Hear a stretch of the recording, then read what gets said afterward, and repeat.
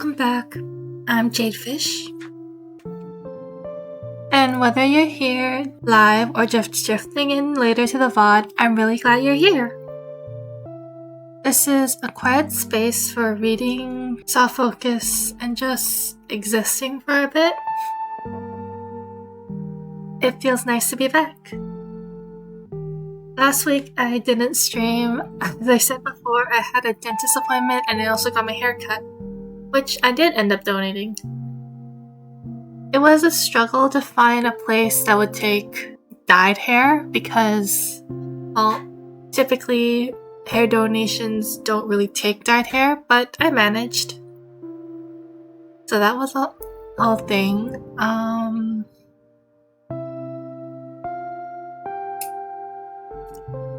But no matter what, new hair, same fish. Also, no new mic. I did say I might get one, but everything was like over $60, and like I just couldn't justify that yet. Not for something that I've started just last month, and something I still view as a hobby than an actual job. You know? No offense to anyone doing this full time, but like, I just can't justify dropping that much money because, one, I'm broke, and two, it's a lot too much commitment for me. So for now, we are sticking with the not bad but also not great headphone mic. You'll have to bear with me. Sorry about that. Okay, so today's a little different from my normal streams. Instead of reading from a PDF on my computer, I have a physical copy of my book this time. Will this work? Did you hear me flip through the book really fast? I tried. So no screen sharing, just me, my book, and you through audio. I'll be starting Pride and Prejudice by Jane Austen. It's one of the classics I've always meant to read, but I never actually sat down and finished. I got up to like chapter... what chapter was it? Maybe chapter 30? 34? Something like that. But I could never finish it because I never had time. So this is me forcing myself a little bit, but in a cozy, socially acceptable way. I don't actually have a strict plan for how many chapters I'm reading today. We're just gonna read until an hour passes, or I lose my voice, or until the vibes say we're done. Whichever comes first. So it's very low pressure. You can come and go, study, relax, or just listen in the background. Before we really start, I wonder if any of you have read Pride and Prejudice before, or even just watched like movies. Did you like it? I never actually watched any of the movies. As I said, I read like 30 chapters, but that's barely halfway. And there was actually a manga version at my high school. It was really funny. The story stuck to it like almost 1-to-1 from what I can tell. But like, it was just funny that this classic novel got turned into a manga. Anyway, I like classic romance, even if they have a little reputation of being slow or not. Sometimes it's not as progressive as what we have now, but sometimes it's nice to just go back for a little bit, even if I personally would not want to be in this time period with all the rules that society imposed back then.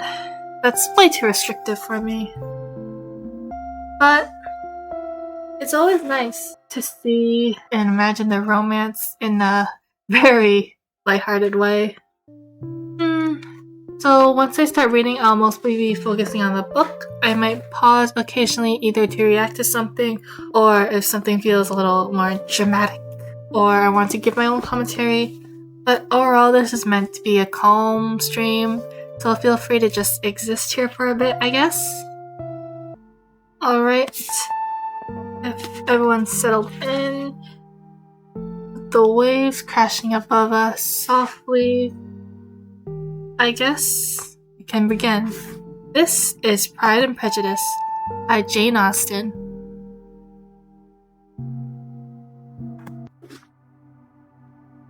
Chapter 1. It is a truth universally acknowledged that a single man in possession of a good fortune must be want of a wife. However little known the feelings or views of such a man may be on his first entering a neighborhood, this truth is so fixed in the minds of the surrounding families that he is considered as the rightful property of someone or other of their daughters. "My dear Mr. Bennet," said his lady to him one day, "have you heard that Netherfield Park is let at last?" Mr. Bennet replied he had not. "But it is," returned she, "for Miss Long hath just been here, and she told me all about it." Mr. Bennet made no answer. "Do not you want to know who had taken it?" cried his wife impatiently. "You want to tell me, and I have no objection to hear it." This was invitation enough. "Why, my dear, you must know Miss Long said that Netherfield is taken by a young man of large fortune from the north of England, that he came down on Monday in a chaise and four to see the place, and was so much delighted with it that he agreed with Mr. Morris immediately that he is to take possession before Michaelmas, and some of his servants are to be in the house by the end of next week." "What is his name?" "Mr. Bingley." "Is he married or single?" "Oh, single, my dear. To be sure, a single man of large fortune, 4,000 or 5,000 a year. What a fine thing for our girls." "How so? How can it affect them?" "My dear Mr. Bennet," replied his wife, "how can you be so tiresome? You must know that I am thinking of his marrying one of them." "Is that his design in setting here?" "Design? Nonsense! How could you say so? But it is very likely that he may fall in love with one of them, and therefore you must visit him as soon as he comes." "I see no occasion for that." "You and the girls may go, or you may send them by themselves, which perhaps will be still better. Or, as you are as handsome as any of them, Mr. Bingley might like you the best of the party." "My dear, you flatter me.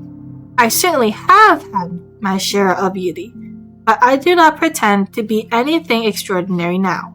When a woman has 5 grown-up daughters, she ought to give over thinking of her own beauty.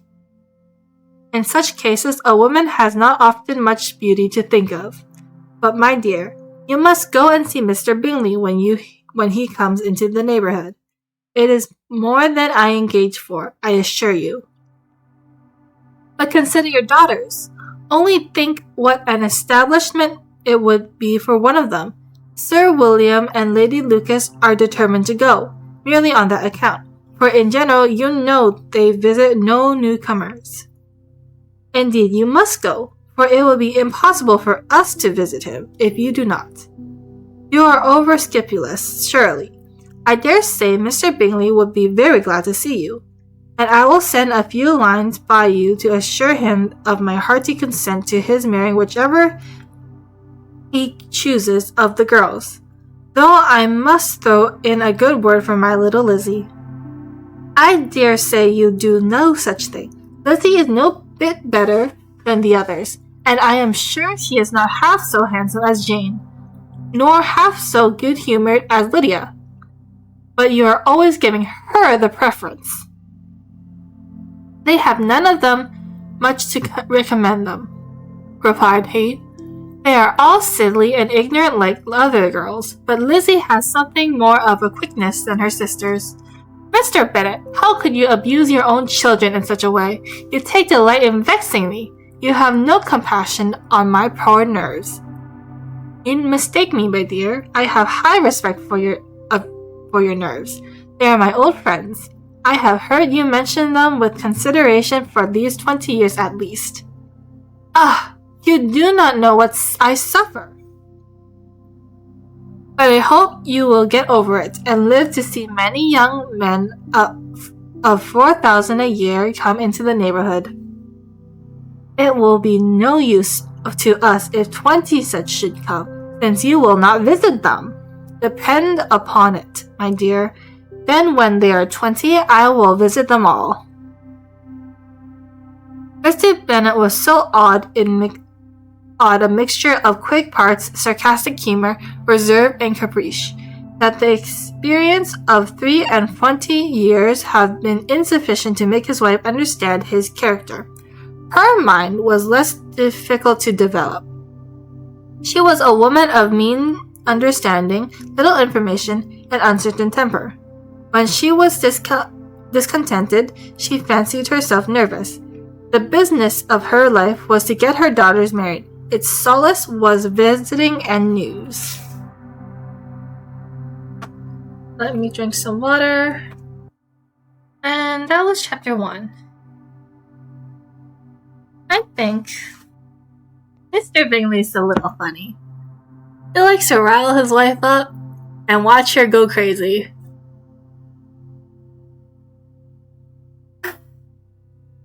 And Miss Bennet, well, she seems like a woman of her times, but her love for her daughters is really clear, at least. Even if I don't really like how she let down Lizzie a little bit, saying she's not as pretty as Jane or as funny as Lydia. But everyone has their own qualities and traits. But, like I said, parents are parents. I can't even count the times I heard my mom put me down just to say my brother was better. She did it with nothing malicious out of it. She wasn't thinking about anything. And she does the same to my brother for me. So it's just like parents, you know? Anyways, next chapter, chapter 2. This one is a lot shorter. Mr. Bennet was among the earliest of those who waited on Mr. Bingley. He had always intended to visit him, though at the last always assuring his wife that he should not go. Until the evening after the visit was paid, she had no knowledge of it, and it was then disclosed the following manner.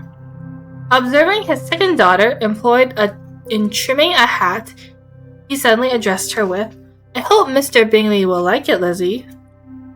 "We are not in a way to know what Mr. Bingley likes," said her mother resentfully, "since we are not to visit." "But you forget, Mamma," said Elizabeth, "that we shall meet him at the assemblies, and that Miss Long has promised to introduce him." "I do not believe Miss Long will do such a thing. She has 2 nieces of her own. She is a selfish, hypocritical woman, and I have no opinion on her." "No more have I," said Mr. Bennet, "and I am glad to find that you do not depend on her serving you." Miss Bennet designed not to make any reply, but unable to contain herself, began scolding one of her daughters. "Don't keep coughing so, Kitty. For heaven's sake, have a little compassion on my poor nerves. You're tearing them to pieces." "Kitty has no discretion in her cough," said her father. "She times them ill." "I do not cough for my own amusement," replied Kitty fretfully. "When is your next ball to be, Lizzie?" "Tomorrow fortnight." "Aye, so it is," cried her mother. "And Miss Long does not come back till the day before, so it will be impossible for her to introduce him. for she will not know him herself. Then, my dear, you may have the advantage of your friend, and introduce Mr. Bingley to her. Impossible, Mr. Bennet, impossible. When am I not acquainted with him myself? How can you be so teasing? I honor your circumspection. A fortnight's acquaintance is certainly very little. One cannot know what a man really is by the end of a fortnight, but if we do not venture, someone else will, and after all, Miss Long and her nieces must stand their chance, and therefore, as she will think it as an act of kindness if you decline the offer, I will take it on myself. The girls stared at their father. Miss Bennet said only, "Nonsense! Nonsense!" "What can be the meaning of that emphatic exclamation?" cried he. Do you consider the forms of introduction and the stress that is laid on them as nonsense? I cannot quite agree with you there. What say you, Mary? For you are a lady of deep reflection, I know, and read great books and great extracts. Mary wished to say something very sensible, but knew not how. While Mary is adjusting her ideas, he continued, let us return to Mr. Bingley. I am sick of Mr. Bingley, cried his wife. I am sorry to hear that. But why did you not tell me so before? If I had known as much this morning, I certainly would not have called on him. It is very unlucky. But as I have already paid the visit, we cannot escape the acquaintance now. The astonishment of the ladies was just what he wished, that of Miss Bennet perhaps surpassing the rest.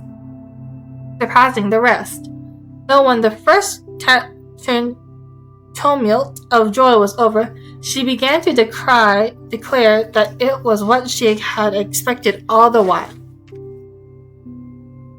How good it was in you, my dear Mr. Bennet.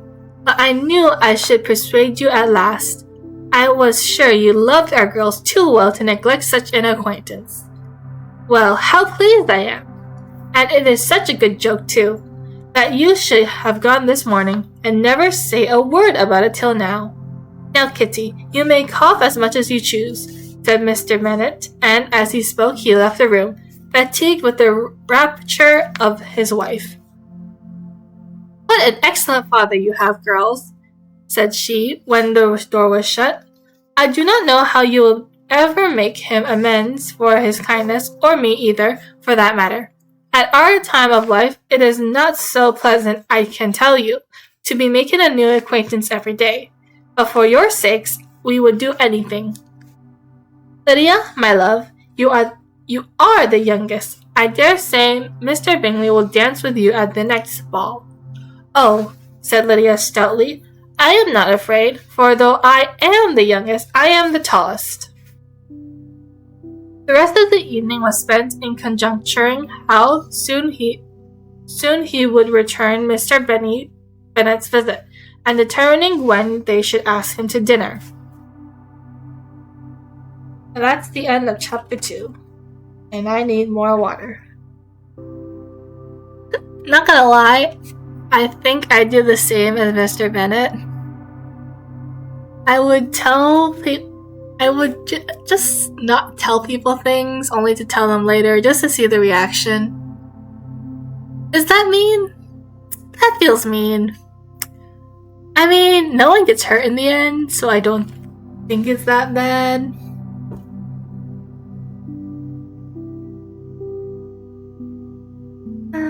But it's fine, right? It's all in good fun.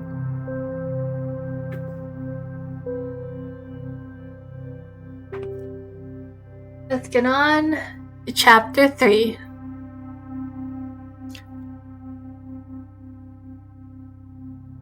And we are soon approaching Mr. Bingley's introduction, I think.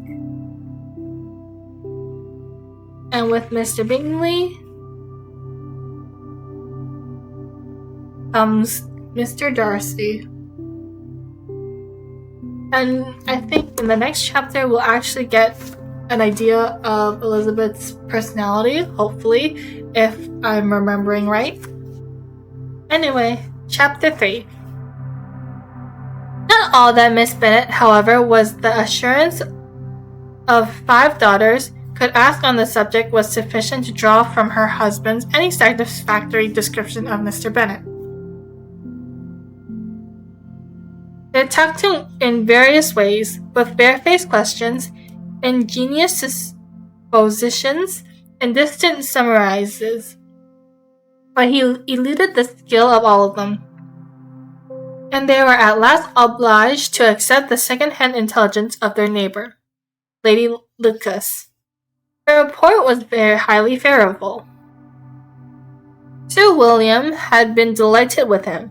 He was quite young and wonderfully handsome, extremely agreeable, and, to crown the whole, he meant to be at the next assembly with a large party. Nothing could be more delightful. To be fond of dancing was a certain step towards falling in love, and very lively hopes of Mr. Bingley's heart were entertained. "If I can but see one of my daughters happily settled at Netherfield," said Miss Bennet to her husband, "and all the others equally well married, I shall have nothing to wish for." In a few days, Mr. Bingley returned Mr. Bennet's visit, and sat about 10 minutes with him in his library. He entertained hopes of being admitted to a sight of the young ladies, of whose beauty he had heard much, but he only saw the father. The ladies were somewhat more fortunate, for they had the advantage of ascertaining from an upper window that he wore a blue coat and rode a black horse. An invitation to dinner was soon afterwards dispatched, and already had Miss Bennet planned the courses that were to do credit to her housekeeping, when an answer arrived which deferred it all. Mr. Bingley was obliged to be in town the following day, and consequently unable to accept the honour of their invitation. Miss Bennet was quite disconcerted. She could not imagine what business he could have in town so soon after his arrival in Hertfordshire, and she began to fear that he might be always flying about from one place to another, and never settle at Netherfield as he ought to be. Lady Lucas quieted her fears a little by starting the idea of his being gone to London only to get a large party for the ball, and a report soon followed that Mr. Bingley has to bring 12 ladies and 7 gentlemen with him to the assembly. The girls grieved over such a large number of ladies, but were comforted the day before the ball, hearing that instead of 12, he brought only 6 with him from London, his 5 sisters and a cousin, and when the party entered the assembly, it consisted of only 5 altogether: Mr. Bingley, his 2 sisters, the husband of the oldest, and another young man. Mr. Bingley was good-looking and gentlemanlike. He had a pleasant countenance and easy, unaffected manners. His brother-in-law, Mr. Hurst, merely looked like a gentleman, but his friend, Mr. Darcy, soon drew the attention of the room by his fine, tall person, handsome features, noble mien, and the report which was in general circulation within 5 minutes after his entrance, of his having 10,000 a year. A gentleman pronounced him to be a fine figure of a man. The ladies declared he was much handsomer than Mr. Bingley, and he was looked at with great admiration for about half the evening, till his manners gave a disgust which turned the tide of his popularity. For he was discovered to be proud, to be above his company, and above being pleased, and not all his large estate in Derbyshire could then save him from having a most forbidding, disagreeable countenance, and being unworthy to be compared to his friend. Mr. Bingley had soon made himself acquainted with all the principal people in the room. He was lively and unreserved, danced every dance, was angry that the ball closed so early, and talked of giving one himself at Netherfield. Such admirable qualities must speak for themselves. What a contrast between him and his friend! Mr. Darcy danced only with Miss Hurst and once with Miss Bingley.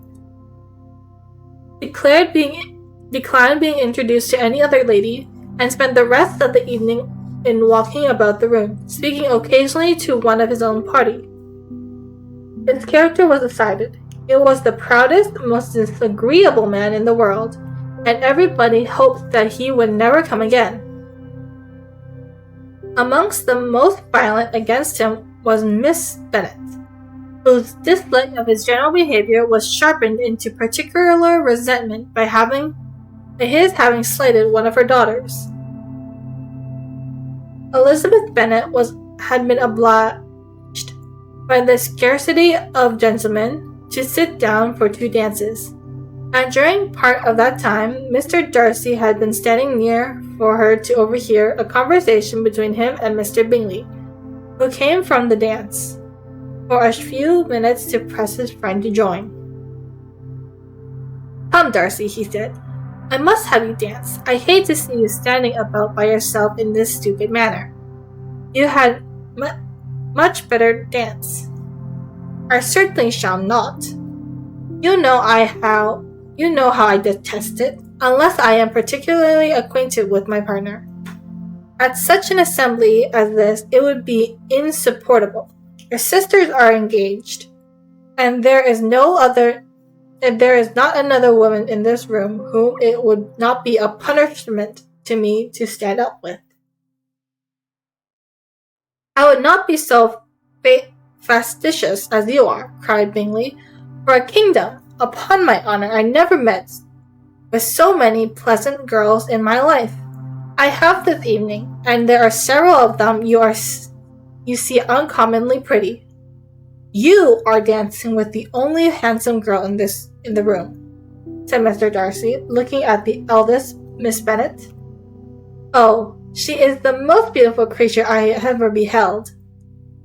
But there is one of her sisters sitting down just behind you, who is very pretty, and I dare say very agreeable. Do let me ask my partner to introduce you." "What do you mean?" Turning round, he looked for a moment at Elizabeth, catching her eye. He withdrew his own and coldly said, "She is tolerable, but not handsome enough to tempt me. And I am in no humor to give consequence to young ladies who are slighted by other men. You had better return to your partner and enjoy her smiles, but you are wasting your time with me."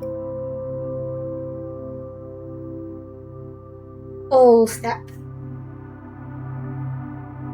Mr. Bingley followed his advice. Mr. Darcy walked off, and Elizabeth remained with no very cordial feelings towards him. She told the story, however, with great spirit among her friends, for she had a lively and playful disposition, which delighted in anything ridiculous. The evening altogether passed off pleasantly to the whole family. Miss Bennet had seen her eldest daughter much admired by the Netherfield party. Mr. Bingley had danced with her twice, and she had been distinguished by her sisters. Jane was as much gratified by this as her mother could be, though in a quieter way. Elizabeth felt Jane's pleasure. Mary had heard herself mentioned too, Miss Bingley as the most accomplished girl in the neighborhood, and Catherine and Lydia had been fortunate enough to be never without partners, which was all that they had learned to care for at a ball. They returned, therefore, in good spirits to Londonderry, the village where they lived, and which they were the principal inhabitants. They found Mr. Bennet still up, with a book. He was regardless of time, and on the present occasion he had a good deal of curiosity as to the event of an evening which had raised such splendid expectations. He had rather hoped that all his wife's views on the stranger would be disappointed, but he soon found he had very different story to hear. "Oh, my dear Mr. Bennet," she entered the room, "we have had a most delightful evening, a most excellent ball. I wish you had been there. Jane was so admired, nothing could be like it. Everybody said how well she looked, and Mr. Bingley thought her quite beautiful, and danced with her twice. Only think of that, my dear. He actually danced with her twice! And she was the only creature in the room that he asked a second time. First of all, he asked Miss Lucas. I was so vexed to see him stand up with her, but, however, he did not admire her at all. Indeed, nobody can, and he seemed quite struck with Jane as he was going down the dance. He inquired who she was and got introduced, and asked her the next two. Then, the 2/3 he danced with Miss King, and 2/4 with Maria Lucas, and 2/5 with Jane again, and 2/6 with Lizzie and the Bolangers. If he had any compassion for me, cried her husband impatiently, he would not have danced half so much. For God's sake, say no more of his partners. Oh, that he had sprained his knee in the first dance. Oh, my dear, continued Miss Bennet, I am quite delighted with him. He is so excessively handsome, and his sisters are charming women. I never in my life saw anything more elegant than their dresses. I dare say the lace upon Miss Hurst's gown." Here she was interrupted again. Mr. Bennet protested against any description of finery. She was therefore obligated to seek another branch of the subject, and related, with much bitterness of spirit and some exaggeration, the shocking rudeness of Mr. Darcy. "I can assure you," she added, "that Lizzie does not lose much by not suiting his fancy, for he is a most disagreeable, horrid man, not at all worth pleasing. So high and so conceited that there was no enduring him. He walked here and he walked there, fancying himself very so great. Not handsome enough to dance with. I wish you had been there, my dear, to give him one of your set-downs. I quite detest the man." And now I'm going to drink some water. Well, we got introduced to Elizabeth a little bit and Mr. Darcy.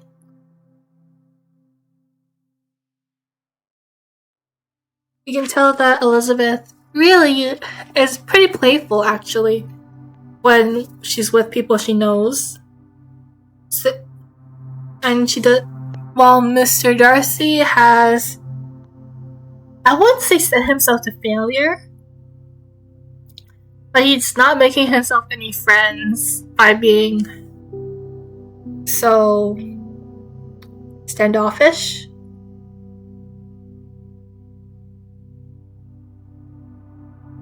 But what can you do? Sometimes you just don't want to talk to people for that one day, and then suddenly everyone thinks you just don't want to talk to anyone. Well, I mean, Mr. Darcy isn't like that. He really is kind of prideful. But like, first impressions, man, they do a lot.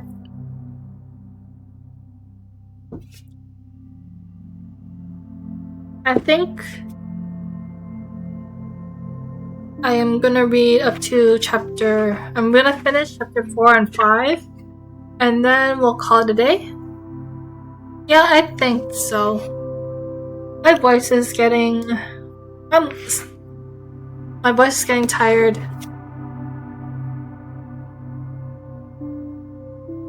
Anyway, chapter 4 is also pretty short, so let's begin. When Jane and Elizabeth were alone, the former, who had been cautious of her praise Gushes in her praise of Mr. Bingley before, expressed to her sister how very much she admired him. "He is just what a young man ought to be," she said. "Sensible, good-humoured, lively, and I never saw such happy manners.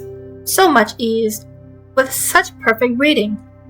"He is also handsome," said Elizabeth, "which a young man ought to likewise to be. If he possibly can, his character is thereby complete. I was very much flattered by his asking to dance a second time. I did not expect such a compliment." Did not you? I did for you. But that is one great difference between us. Compliments always take you by surprise, and me never. What could be more natural than his asking you again? He could not help seeing that you were about 5 times as pretty as every other woman in the room. No thanks to his gallantry for that. Well, he certainly is very agreeable, and I give you leave to like him. You have liked many a stupider person. Dear Lizzie! Oh, you are a great deal too apt, to like people in general. You never see a fault in anybody. All the world are good and agreeable in your eyes. I never heard you speak ill of a human being in my life. I would wish you not be so hasty in censoring anyone, but I always speak what I think. I know you do, and it is that which makes the wonder. With your good sense to be honestly blind to the follies and nonsense of others. Affectations of candor is common enough. One meets it everywhere. But to be candid without ostentation or design, to take the good of everybody's character and make it still better, and say nothing of the bad, belonging to you alone, and so you like this man's sisters too, do you? Their manners are not equal to his. Certainly not at first, but they are very pleasing women when you converse with them. Miss Bingley is to live with her brother and keep his house.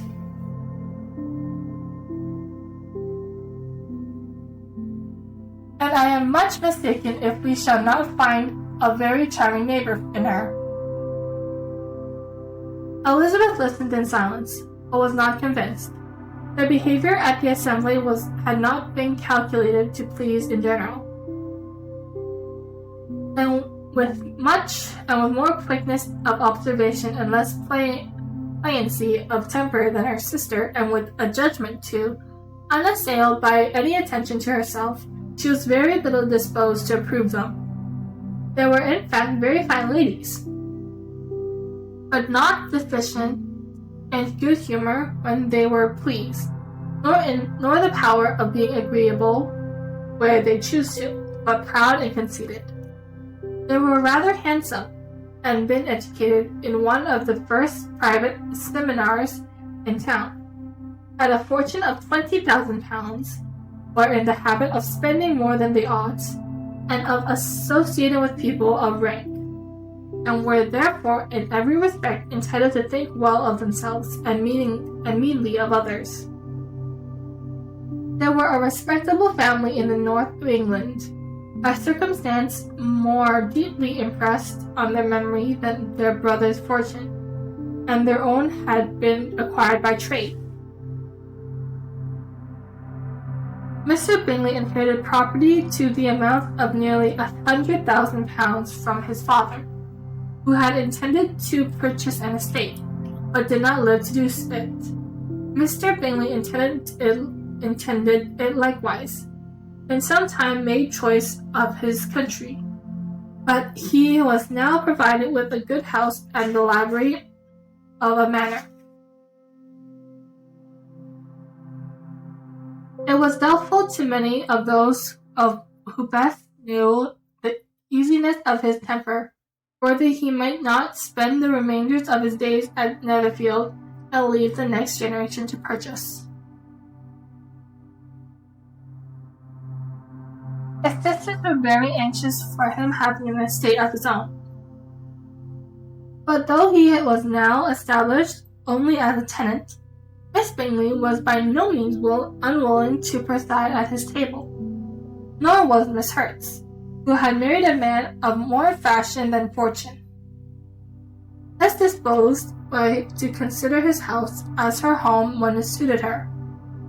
Mr. Bingley had not been of age 2 years when he was tempered by an accidental recommendation to look at Netherfield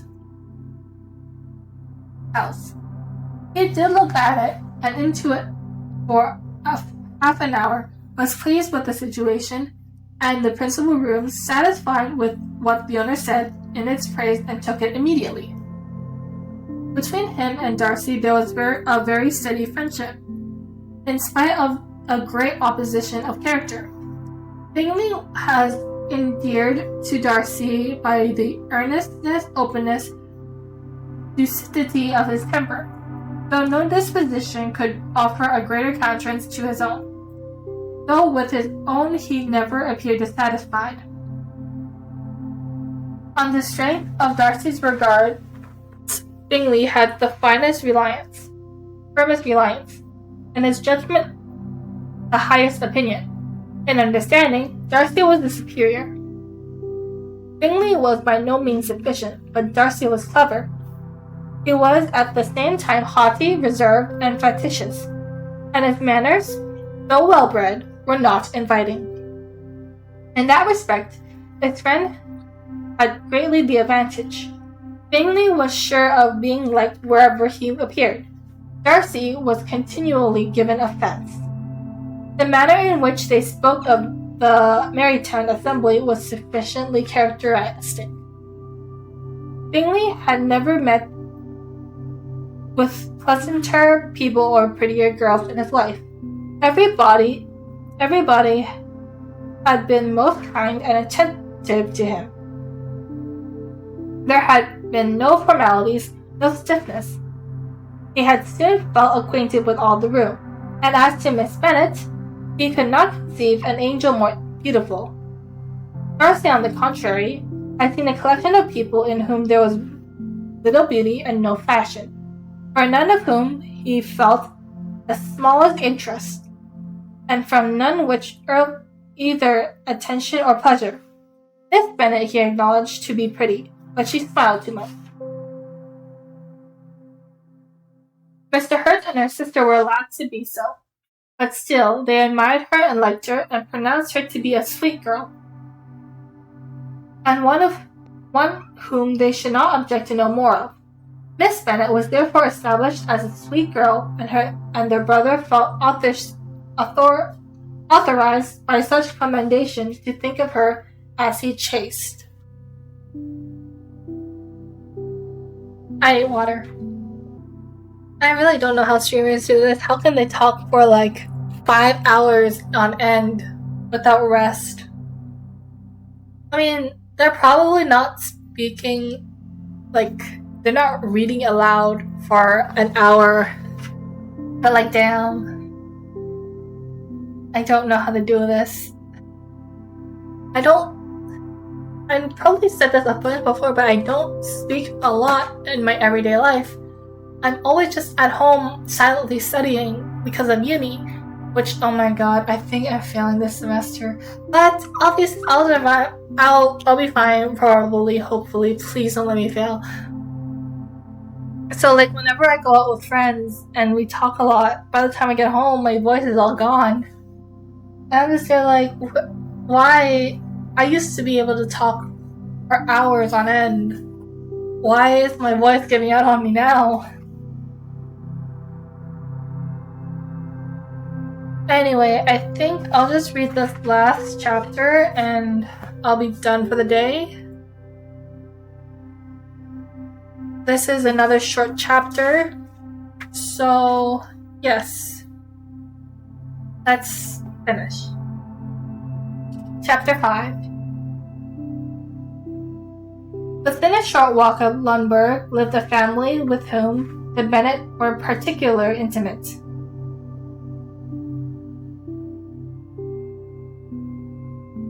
Sir William Lucas had been formerly in trade in Marytown, where he had made a tolerable fortune and risen to the honor of knighthood by an address to the king during his maritality. The distinction had perhaps been felt too strongly.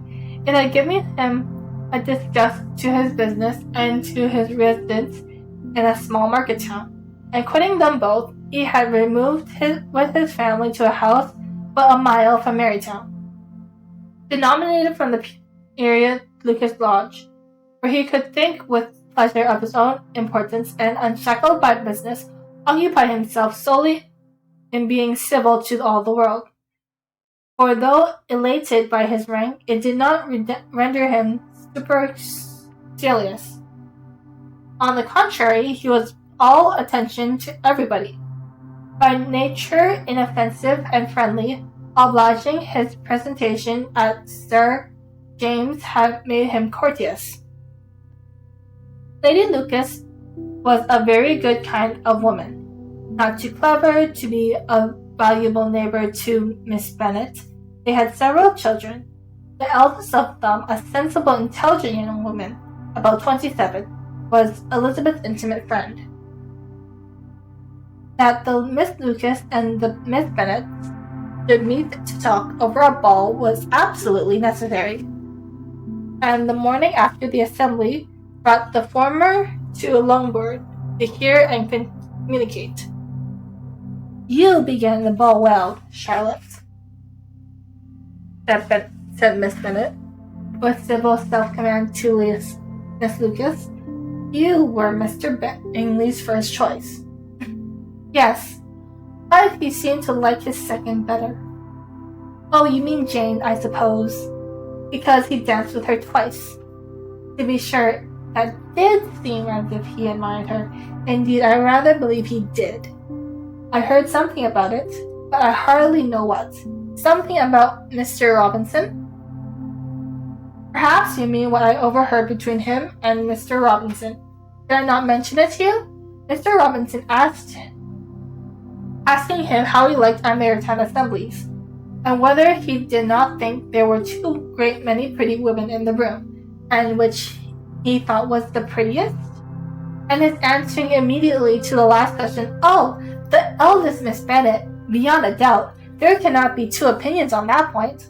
Upon my word! Well, that was very decided indeed. That does seem as if, but however, it may all come to nothing, you know. My overhearings were more to the purpose than yours, Eliza," said Charlotte. "Mr. Darcy is not so well worth listening to as his friend, is he? Poor Eliza! To be only just tolerable. I beg you would not put it into Lizzie's head to be vexed by his ill treatment, for he is such a disagreeable man that it would be quite a misfortune to be liked by him. Miss Long told me last night that he sat close to her for half an hour without once opening his lips." "Are you quite sure, Mamma? Is not there a little mistake?" said Jane. "I certainly saw Mr. Darcy speaking to her.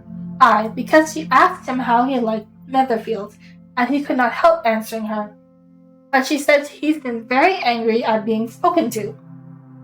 "Miss Bingley told me," said Jane, "that he never speaks much unless among his intimate acquaintance. With them he is remarkably agreeable." "I do not believe a word of it, Miss, my dear. If he had been so very agreeable, he would have talked to Miss Long.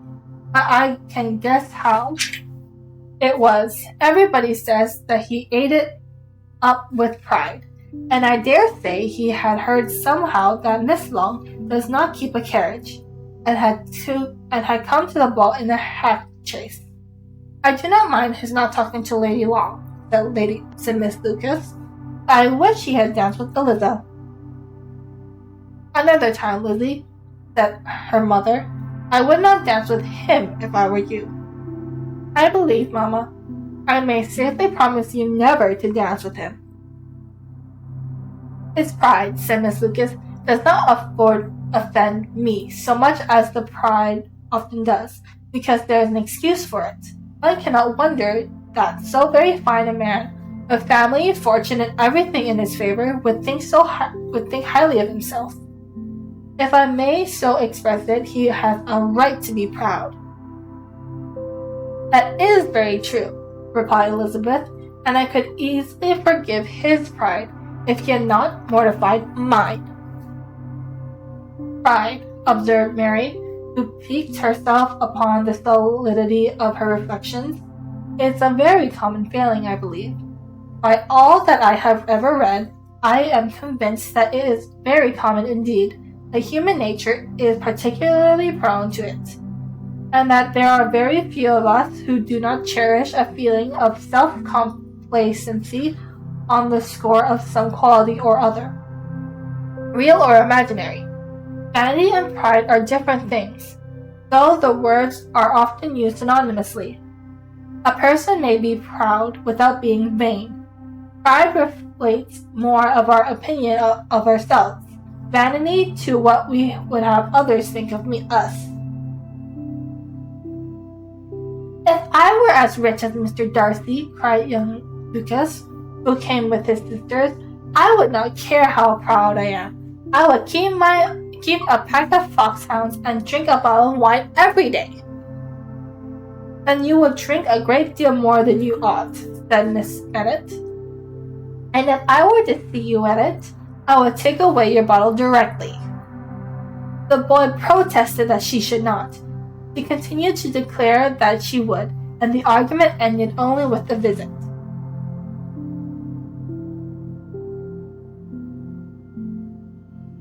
Drink some water. You know, I didn't see it before, but Miss Bennet is actually very playful. She's usually depicted as either a screaming woman, a hysterical woman, or someone who's just not that bright. But people forget that she has no sons, so if Mr. Bennet dies the next day, no one's going to take care of her daughters. She has to get them married. She has to get them married if she wants them to live a good life. And in the last part where he starts teasing the young Lucas about taking away his wine, you can see that she's playful. If she wasn't so stressed, I think she could have been a better person, she's a good person either way, but like a more agreeable person in the books. And yeah.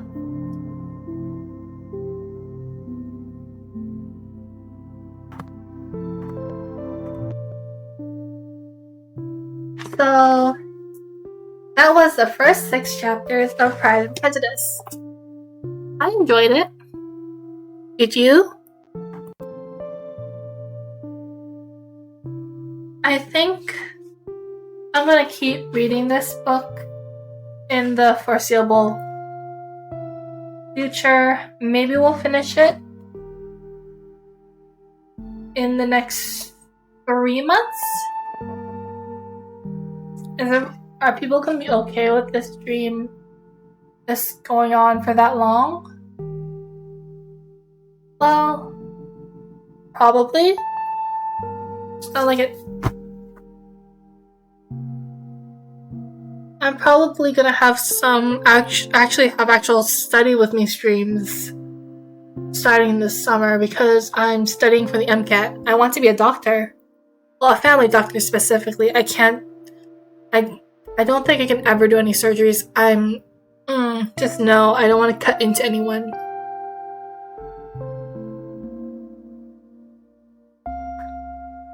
But anyways, I think we're done here. So, thank you all for floating by. I wish you all a wonderful day, a lovely night, and if you're sleeping, peaceful dreams. Goodbye!